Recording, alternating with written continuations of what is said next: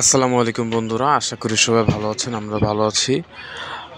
আজকে আমরা আমাদের খামারে আসলে আমার ছোটো ভাই খামার না আসলে শখের যে কবুতরগুলো পালি, যে পশু প্রাণীগুলো আছে, এদের মধ্যে আরও নতুন দুইটা কবুতর যোগ হয়েছে।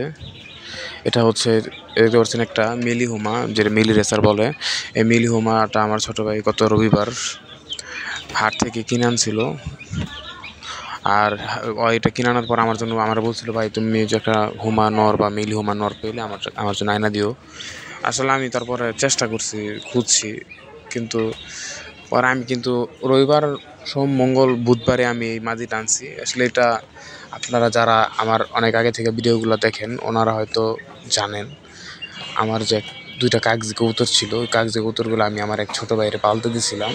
ওই কাগজি কবুতরের বাচ্চা এটা, ওই খাকি আর একটা কাগজি আমার এক জোড়া ছিল, ওই আমি জোড়াটা মিলাই দিয়েছিলাম। আমার এলাকায় যেহেতু ডিম বাচ্চা করতেছিল না, আমি বলছি তুমি পাবো। ওই যে কবুতরটার বাচ্চা হয়েছিল, ওই বাচ্চাটাই আমাকে আবার দিছে।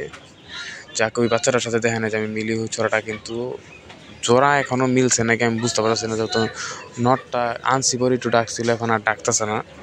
যাই হোক, দেখা যাক, আল্লাহ ভরসা। আপনারা কবুতরগুলোর জন্য সবাই দোয়া করবেন যাতে কবুতরগুলো সুস্থ থাকে। আর সামনে কী রেজাল্ট করতেছে আমি অবশ্যই আপনাদেরকে জানাবো। আর দেখেন এই কবুতরটা কিন্তু মাশাআল্লাহ আসলে রেসার্চ একটু বড়ই হয়। আর আসলে আমি যেতে চাচ্ছি একটু ক্রস বের করার জন্য। আপনারা জানেন যে আমি ক্রসের প্রতি অনেক আমার ভালো লাগে, এটা আমার একটা নেশাই বলতে পারেন। আপনারা আমার নিজের যে আরও কবুতরগুলো আছে ওগুলোও জানেন, আমি গিরিবাজের সাথে কিন্তু গোল্লা জোড়া দিয়ে রাখছি। ঠিক আছে, এই দেখেন আমি এখন নিচের যে দেখা যাচ্ছে গোল্লা গিরিবাজ জোড়াটা, এটা কিন্তু ডিম দিয়ে দিছে আলহামদুলিল্লাহ। দুইটা ডিম দিয়ে দিছে, আজকে হয়তো 3 দিনের মতো হয়ে গেছে। যাক, সবাই দোয়া করবেন যাতে এই কবুতরটা সুস্থ থাকে।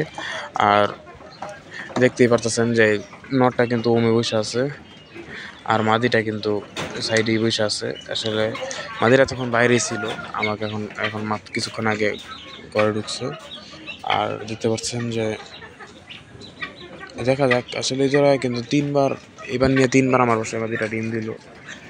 কিন্তু একবার 2বার বা 4টা বাচ্চাই ফুটছিল, কিন্তু একটা বাচ্চা বাঁচাতে পারিনি।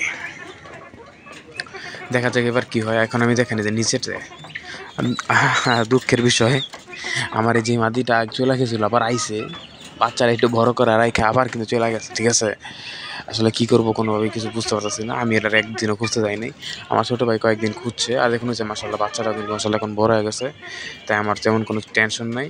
আর দেখতে পাচ্ছেন আমার নটটা কিন্তু বাচ্চারাকে খাওয়াচ্ছে, তাই আমি প্যারা নাই। আর আমি চিন্তা ভাবনা আছে আমার যে উপরে ঘুমার জন্য যে গোলার মাদিটা আনছি, ওই মাদিটা হয়তো আমি এই নরের সাথে জোড়া দিয়ে দেবো ইনশাআল্লাহ, এরকম চিন্তা ভাবনা আছে। ভিডিওটার বেশি বড় করবো না, এখানে শেষ করে দেবো। আসসালামু আলাইকুম, খোদা হাফেজ, ভালো থাকবেন সবাই।